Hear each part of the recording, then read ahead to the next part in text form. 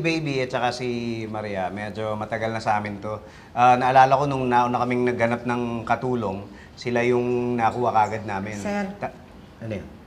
Sir, hindi po tamang tinatawag kaming katulong. Kasambahay na po kasi yung tawag sa amin ngayon. Ano problema sa katulong? Di ba yun naman ginagawa nyo? Tumutulong kayo sa amin, di ba? Oo nga, sir. Kaso parang tinatapakan nyo naman yung pagkatao namin, di ba? Ganun ba yun? Mhm. Oh, sige. Yun nga, nung naghahanap kami ng kasambahay, Yan. kasambahay, sila yung... Teka, ano ba tawag sa kwarto nyo? Maid's room. Maid's room, di ba? Maid. O, ano sa Tagalog ng maid? Di ba katulong? Oo nga, no. Oo, di ba? Galing yun. Ay, hindi po, sir. Ang maid po, short ng maiden. Hindi po yun ang English ng katulong. O, ano English ang katulong?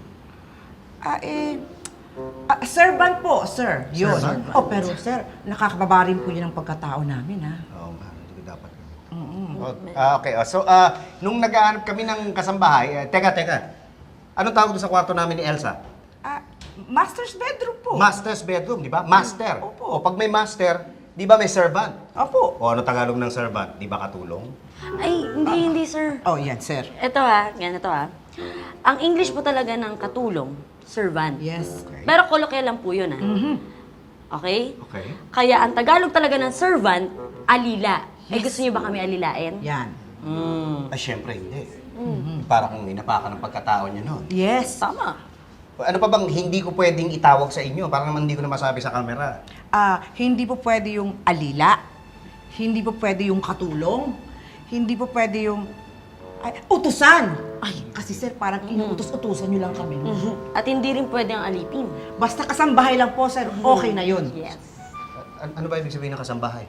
Kasambahay. Kasama sa bahay. Kasama sa bahay. Opo. So hindi kayo pwedeng alilain? Tama. Hindi kayo pwedeng alipinin? Siyempre. Tumpa. Hindi kayo pwedeng utos-utusan? Correct. Hindi kayo pwedeng makatulong? Right. Basta kasama lang kayo sa bahay? Check! Ay, hiya naman ako sa inyo, no? Ay, si Robert na lang pag-usapan natin. Total, ito, hindi pwedeng iba-iba ng tawag dito. Driver lang pwede itawag dito. Ay, sir. Hindi lang po driver ang tawag sa akin. O ano ka, kasamkotse. Ay, hindi po. Oh. Chauffeur po. Chauffeur.